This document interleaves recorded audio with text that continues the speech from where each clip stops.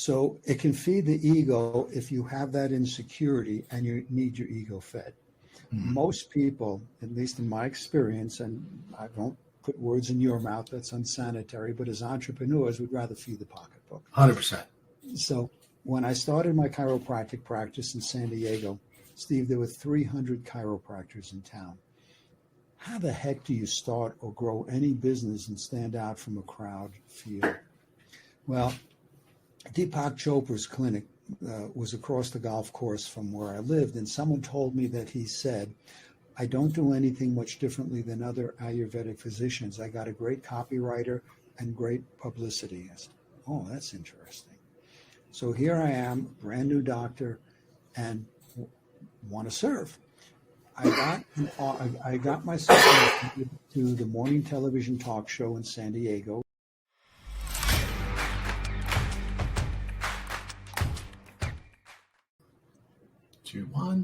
And welcome back to the Money, the Mindset, and the Mentoring podcast. Today, we are joined by Dr. Richard Kaye of the Top Talent Agency.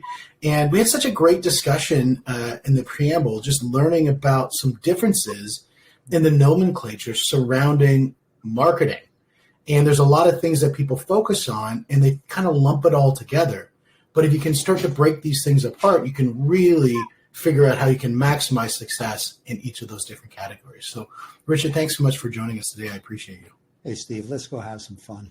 That sounds great. It sounds great. So one of the first things that we kind of talked about was breaking the categories out into the different elements that sometimes people think is the same, but it's actually different. If you can kind of open up and we can talk a little bit about that in marketing. Yeah, it's a good place to begin. People often ask me, so you do PR? And I say, let's discuss the distinctions between the PR, marketing, publicity, and advertising. PR, which of course is public relations, is you or you pay someone to get on the phone, make phone calls, and still even send out faxes with a good headline, praying to God, someone says, I like this, and I'm going to write a story about it or talk about it. Does it work? Brilliantly. It's marvelous. We all know what advertising is. Advertising is someone has paid for a post, a listing, a huge billboard, an advertisement, a commercial. Does that work? Steve, the most widely consumed drink on the planet is Coca-Cola. In 2023, they spent $5 billion on advertising. That's a little bit more than I have, pocket change, but why do they do that? That's called top of mind awareness. That's what advertising is. Marketing is making something directly available to the consumer. You go into a grocery store and you got an end cap. It doesn't make grocery or, whatever store's end cap. That's marketing. And that's paid placement, of course. What we do is publicity. And here's the distinction. We guarantee placement. How do we do that? For example, we have a program called Feature Me, where we will guarantee you get placed, featured in big city newspapers. And I said, how the heck can you guarantee it? Newspapers it's a changing landscape. Papers have to pay writers and editors and graphics and layout. We save them money. We give them a completed article with the photographs, with the edited, with the layout. And electronic, there's no limit to how much you can put up. So they love us. Steve, you know the expression, ladies and gentlemen, you know the expression, it's not what you know, it's who you know. Let's take it a step further. It's who knows you. So we have developed some amazing relationships with these big city newspapers. So that's a Reader's Digest version of those distinctions. I love it. I mean, when we look at the advertising and breaking out advertising as placing something that's static into something, and I agree with you. Advertising, it's like a lot of people say that propaganda doesn't work. Propaganda is, and it's hilarious. And they say, well, propaganda, that's, for the Russians. And the Russians, they all fall for the Russian propaganda. And then you go over to Russia, and Russia says, oh, all those Americans, they fall for the American propaganda. Well, guess what? Both people are falling for the propaganda, right? Canada included is the trifecta and the rest of the world. And so the idea that advertising doesn't work and that propaganda doesn't work is just you're ignoring the human condition. And I think that's something that's really important. And being able to break out and saying advertising is there. We've got marketing agendas, like as you say, we're talking about the end caps, and then publicity, taking that away from PR and kind of breaking those into those two categories. I personally, I would have always thrown those in the same category. Most people do. You're right. Yeah, and to be able to break those out into two different categories, saying no, PR is where somebody's out hunting, trying to find somebody who's hunting for you, where publicity is you're in it and there's no hunting, you're already placed. And I think that is interesting. You mentioned Russia. I'm going to tell you a story. A few decades ago, I got back. I was teaching in Russia, in Ekaterinburg. Some people know it. That's where Gary Powers got shot down in his spy plane. And I came back, and I was practicing chiropractic back then, and I asked people, what's your impression of the Russian people? And by and large, the majority was, well, the men are drunk and slovenly, and the women, and they're big babushkas, and they're big with their drapey tents. I said, let me show you some pictures. And some of the women drop dead gorgeous. These are the people who invited us over, we're hanging around with, and guy we met is a colonel in the Russian army. They look just like us, Steve. But it was the propaganda, particularly during the Cold War, that we disassociated from them. So the propaganda works on both ways. And in this country, in the U.S. right now, it's political crap that's going around. It's all propaganda. We don't know what's going on. We don't know the truth. So, that's right. Yeah. Well, it's interesting when you talk about Russians, and I think about my experience with Russians. They've always been, most Russians I've run into have been extremely intelligent, very analytical brains, and then physically active. And I mean, I do Brazilian jiu-jitsu, wrestling, and grappling sports, and they dominate in that space. And you can only dominate that space if you have pure discipline. Yeah. So I think most of the people that I've run into have been exactly the opposite of when you hear slovenly, and I'm like, are they talking about the same people that I know? Exactly. And because the ones I know, man, they are absolute work with conviction. So yeah, it's interesting. Now, when we look at, so that is definitely a spinoff on publicity. And actually, there was one thing I saw when we talk about publicity and we talk about politics, just for a brief moment, is there was, I think it was Tony Robbins who threw this up at one of his events that I was just recently at with Keller Williams. And he threw up a slide because he was talking about how, there's a lot of mudslinging that's happening in the political agenda right now, back and forth, saying just absolutely over the top things about the other party. And then he brought up two slides where he showed, I think it was John Adams and whoever else John Adams was against. And the mudslinging that they did against each other, it had never changed. It was a slightly more eloquent, but it just because it's Old English, but it was the exact same level of mudslinging, just with a little bit of a flair to the language. And it doesn't change. It doesn't evolve. It just changes, like you said, because of the language. I've not seen him do that shtick, but yeah, I know Tony, when we both lived in Southern California, he was in the castle way back when. So, nice. So let's talk a little bit about what makes publicity successful, because a lot of people look at that and they think, okay, that sounds interesting. I like it, but is it just to feed my ego or is it to feed my bank account? And so the idea is to kind of try to understand, what happens as a result of integrating, because I think you can't look at that as a sole identity, and I'm going to throw that out there as a thought. But integrating that into your holistic marketing system, what sort of impact is it going to drive to the marketing agenda? So it can feed the ego if you have that insecurity and you need your ego fed. Mm-hmm. Most people, at least in my experience, and I don't put words in your mouth. That's unsanitary. But as entrepreneurs, we'd rather feed the pocketbook. 100%. So when I started my chiropractic practice in San Diego, Steve, there were 300 chiropractors in town. How the heck do you start or grow any business and stand out from a crowd feel? Well, Deepak Chopra's clinic was across the golf course from where I lived, and someone told me that he said, I don't do anything much differently than other Ayurvedic physicians. I got a great copywriter and great publicity. I said, oh, that's interesting.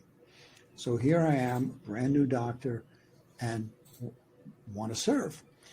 I got myself to the morning television talk show in San Diego. It was called Sun Up San Diego.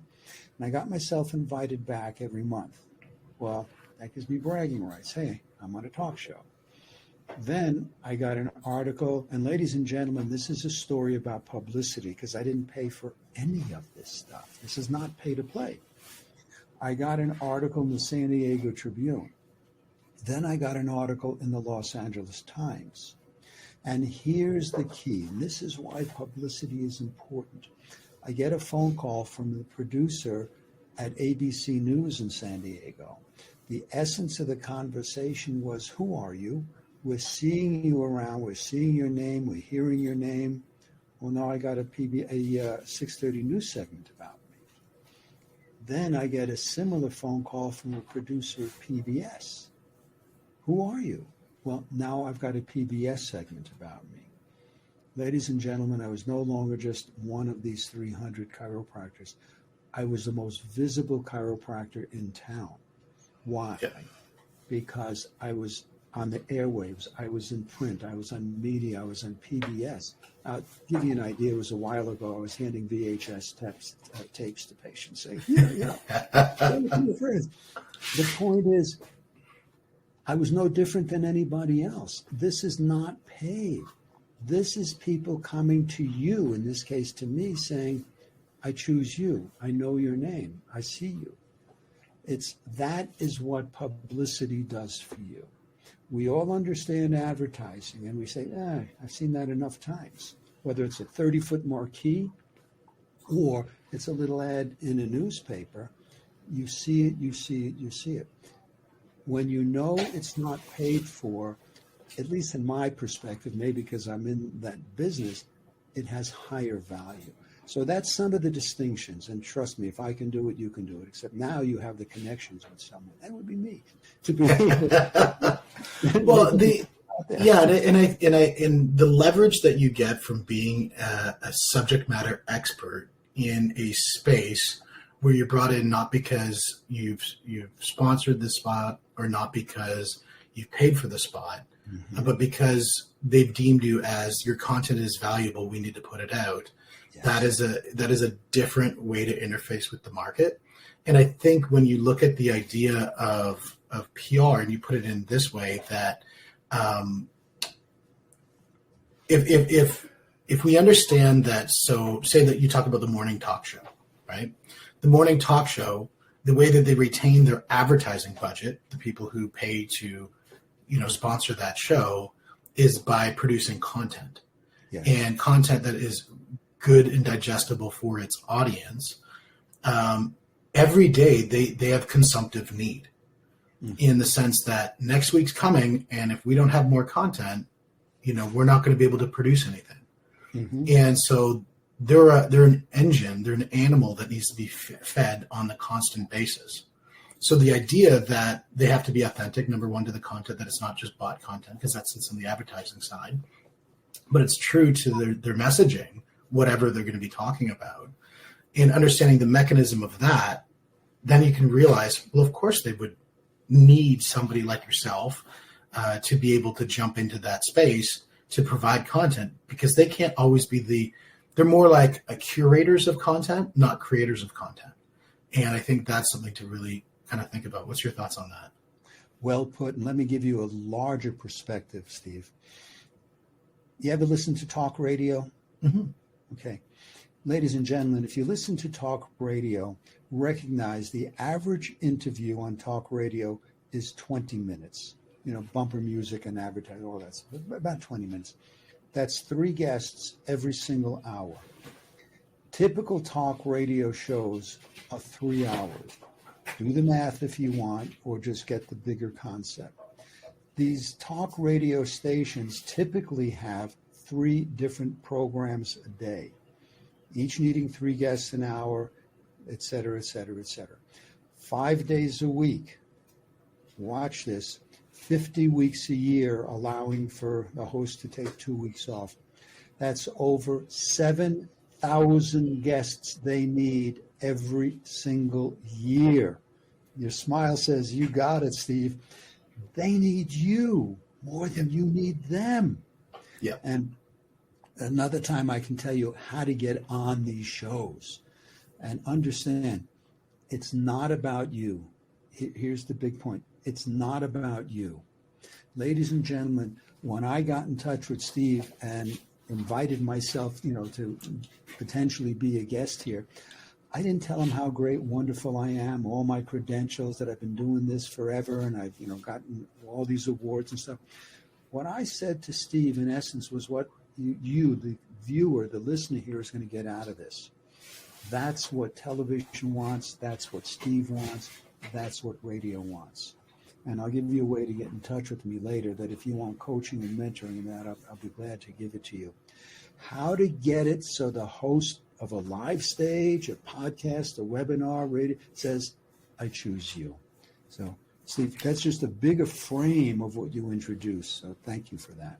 Oh, no, absolutely. And I think that's something that we try to really hone in on this show, is this show's about how can we give value to the audience so that if they walk away and they never hear from me and they never hear from you, that they've walked away saying, you know what, now I understand the value of publicity. Now I understand that they need me more than I need them, so to speak. But I mean, it's sort of a symbiotic relationship. Yeah. And then the last thing is how to actually then convert to actually get, with a message that here is a package that they're going to ingest and say, absolutely, we need this person on the show. Yeah, and I'll give you an example. When I was on that television program, I delivered value. So when we went to commercial, Jerry, I remember his name, Jerry G. Bishop, looked at the producer, said, I want this guy back. Yeah. Really? Okay. I was just starting out. It was very cool. That's what you want. That's what being featured is about. Yeah, absolutely. And I think that is so critical. I know when I was running a long time ago, I had a business. We did indoor pools and all this other stuff. It was a big HVAC style company. And I was approached by a couple, just because of some projects that I did, I was approached by a couple magazines, and they wanted to feature me in their magazines. And so I was featured in Pool and Spa Magazine, Mechanical Business, and all these things. And what it does for what people try to do in social media, using the term social proofing, there's social proofing using social media, but the next level is when it's in print, or if it's on a major network, it's a whole different ballgame for social proofing. Yes. Because you get that really strong third-party validation. And it's not something you can take back. Like you look at my name and you search greenest pool in Canada, you'll find some projects that we did still to this day. And it's very interesting that, the legacy that publicity can, create based on, and that didn't cost me anything. It wasn't like they said, hey, you want this article done on you? It's no, we want to talk about geothermal in relationship to pools. And is it a viable deal? Which in fact it really is. And so, it was a great article that gave them some content, and I didn't really understand the mechanism of what I was doing then. But looking back, I'm like, man, I should have doubled down on that as a good model. And that's an important distinction. By the way, congratulations that someone recognized you and said, and it's funny because the name of our program is Feature Me. They said, that's the name of our program, Feature Me. Yeah. And the thing is how to leverage it. I was on the phone with someone yesterday. Says, well, I was featured in the paper some time ago and nothing happened. I said, well, what'd you do with it? That's it. So we work with you so that the leverage and the repetition of getting people out into the world. So they say, oh, I've heard your name. Yep. Good for me. Well, and I think, success, this is a Grantism, Grant Cardone, is success follows attention. And whatever you give attention, success will follow it. And if your attention's on, drinking beers, well, guess what? You're going to be very successful at doing that. If it's at the gym, very successful. It's at your business, it's at your publicity, anything that you focus on the most, that's what's going to yield the most return in your time. So I agree with you. I think that spending more time on that, I think is extremely critical. Now, when we look at the idea of some of the other elements that you can leverage, we were talking a little bit about books and where books kind of fall into the whole element of marketing. I've seen so many different perspectives on this topic. So let's kind of key off a little bit around that, if you don't mind. I teach by example. The woman who is now my wife, when we met, she was living in the UK. I live in Taos, New Mexico. She writes fairy tales, fantasies to help kids fall in love with themselves. In this country, in the US, kids, they go out and shoot people. Why? Because they don't love themselves. Anyone who's in love with themselves is not going to go shoot up a school. So she had spent, Steve, over $200,000 trying to get her messages out to the world. A couple of different publishers, sold a few books. She came to our company, then we met and got married, which is a whole other story. And she has now won 12 awards for her book. She's been written about in USA Today. She's now a columnist for the Los Angeles Tribune. She's speaking on stages. She's actually been invited to produce the television show. It's embarrassing. I should know the name of it. But it's about children. Why? Why does that happen? It's the right contacts. It's the right resources. And again, I go back to it's who knows you. So with our connections, we have been able to put Angela on stages. And ladies and gentlemen, if you have kids or grandkids, it's angelalegh.com, ANGELALEGH.com. And it's the Bella Santini Chronicles. She's all over the place now. And I will say this unabashedly, a month ago, we were advised that we both won, politics aside, the Presidential Award for Lifetime Service. That's and amazing. it's like whoa. Yeah. So, well, congratulations on that. And I want to sort of unpackage a couple of things because you've hit a couple nuggets. Number one, ladies and gentlemen, if you want to retain a really good client, just marry them. And then they'll stay as your client forever and hopefully forever. And that's a wonderful. So congratulations on your retention strategy, especially since she's produced so much yield in her results. So that's amazing. So that's number one. Number two, when you talk about what she did with the book and you talk about her strategy with the book, I love that strategy about creating that inner confidence for the children so that they love themselves and through that they can love the world. And I think that right there is a message that needs to be heard by so many people, because there's a lot of kids right now, they're getting so much input from so many different spots and with so many different agendas. And it's very hard for them to interpret it. When we were children, you had maybe the radio sometimes, you had your boombox with your cassette tapes, and you had the TV, which had scheduled times that if you didn't show up, you missed the show.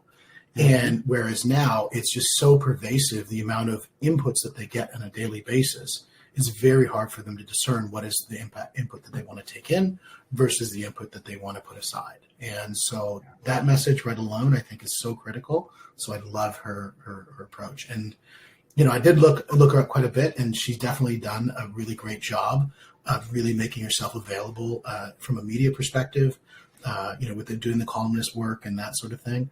And it's done great. Now, she started with that content of having a book. And so I want to talk about people who are successful in writing a book versus the people who write a book. And when I talk about success, I don't mean to be myopic on just the fact of revenue, but my focus in life in running businesses is that to make an impact in the world, you need fuel to make that impact, and revenue is the number one way you can make a greater impact. The more money you have, the more impact you can make. That's just a fact. Mm-hmm. And so if we look at the book and we say, how do you get a book that somebody wrote and actually, number one, get it ingested into the ecosystem to be sold, and then actually make a bestseller. Not just one category, because we all know you can find that obscure category that you're going to win in, but in like real categories, meaning real results. I'll give you a real world example. The president of our company, David Fagan, many of you are familiar with guerrilla marketing, with J. Conrad Levinson. They sold 26 million books in 63 countries. David was CEO of that company for a while. So he brings his wealth of information. He had a boutique marketing firm in Beverly Hills, and he's worked with, you name it, he's worked with them. And I bring my expertise, which we brushed on. So when you bring that together, we combine our gifts and bring that out to humanity. So we were invited to speak at a conference, David and I. We brought one of our clients with us, Melissa Osorio. And interesting story, seriously abused as a child, no memory, total block. She did plant medicine, ayahuasca, and had all these memories. And she wrote a book.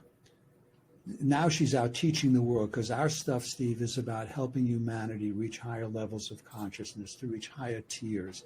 We're escaping the first tier, which is about control, and moving into the second tier, which is people being awake, basically. We gave Melissa 15 minutes on stage. 300 books were sold fairly quickly.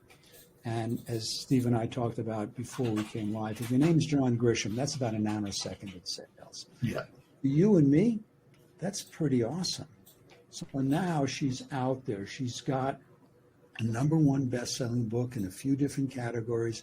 And we leverage that when we help her get on stages and platforms to go and teach. Because it's not just the book we talked about earlier. It's leverage. What do you do with it?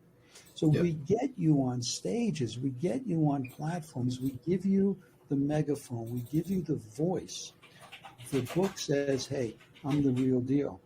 If someone, and this is my hallucination, if someone comes to Steve and says, hey, I got this great idea and I'm just starting out, and someone says, hey, I got this idea, I've been teaching this forever, and here's my #1 best-selling book, it's an easy choice. It's, hey, I want, because you want to serve your audience. Steve is here to serve you, ladies and gentlemen. And he may, bring somebody new on, but my hallucination is you'd rather bring someone who you know is going to deliver a more powerful message. That's one of the things that a book gives. It's credibility. Yeah, so does that answer that question? Yes. Yeah, absolutely. I mean, when I look at, I did an interview with a fellow who wrote a book called What to Do with My Money. And it was interesting, and this will go to the last bit that I really want to hit on the book side. It had amazing content. It was exactly the opposite of what I thought the book would be about, which you originally think the book's going to be about, okay, do I go stocks or bonds or whatever? But it actually gets into what's the fundamental meaning of money, where did that come from, what's the social entitlement process, what do we do about the political agenda, the population agenda, all these other things that factor in impacting your money on a macro level. So he did a clinical dive into macroeconomics in his book, and then brought it down to a micro level about how do you use those tools to help. So I thought it was great. And you're right, the fact that he has that book, he can go out to, he's been in Forbes magazine and he's been in all these places, because they can look at that content as published content and say, yeah, this person's actually got a message that we want to hear. And that brings me to my next topic, which is, there's obviously on every great topic, there's always two sides. And let's talk about the authenticity of the writing of a book. And this is one thing that I've seen, as really coming up. I love AI. I think AI is the next evolution of, the computer. And I think we're going to see it integrated into many more things that we haven't even thought possible. Our toasters might be AI, who knows? And so, but the idea is there's a lot of people out there who are writing books at such a pace that they can point and say, I have a book. But when you dive into the book, you can clearly feel, because if you spend enough time with AI, you can smell it from a mile away. And what's your thoughts about people who write books that are written by AI? Good for them. However, I'm an editor, and last week someone gave me an article, and I sent it back. I said, "There's no heart, there's no soul. It's great. It's all facts, which is wonderful if you're writing a treatise, on technology. People aren't going to really enjoy that. That's my perspective. We want to read a human connection. I'm on these webinars and I see people with their AI generated image and I say, are you kidding me? Who do you want to connect with? A person or some cute image running an emoji that looks cute? And I want to say, turn that stupid thing off. You want, ladies and gentlemen, to be real. And by the way, you mentioned new authors. We help people ghostwrite. Some people have a powerful story. They can't write it. Most people are not writers. They think they are. Now, you can take an AI story and rewrite it. You can use it for bullet points, for example, and then expand it and then write it out. And I'm going to take that as a segue into the three basic kinds of publishers. And I'm going to give you a Reader's Digest version of this. Yeah.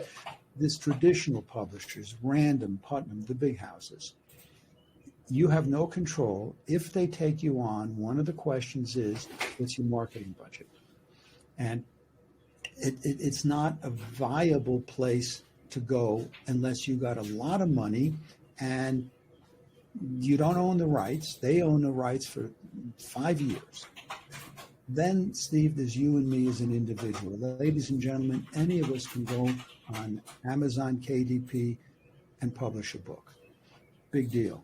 By the way, there are 7,500 new books released every single day. How are you going to stand out in that crowd? I only had 300 other chiropractors. There's 7,500 a day. You don't, and even if you have someone edit it, what does the cover look like? What does the layout look like? What does the design look like? It's got to be eye candy. Steve, you go into a bookstore, you pick up a book because of the cover. Doesn't mean you're going to buy it, but you pick it up. So that's you as an individual. You got no marketing, nobody reads it. Then you have us as a hybrid. We're in the spectrum in between. You own the rights, you own it, we help you ghostwrite it, we edit it, we lay it out, we make it eye candy so people want both the cover and what's inside. And we only take on books that we know we can guarantee.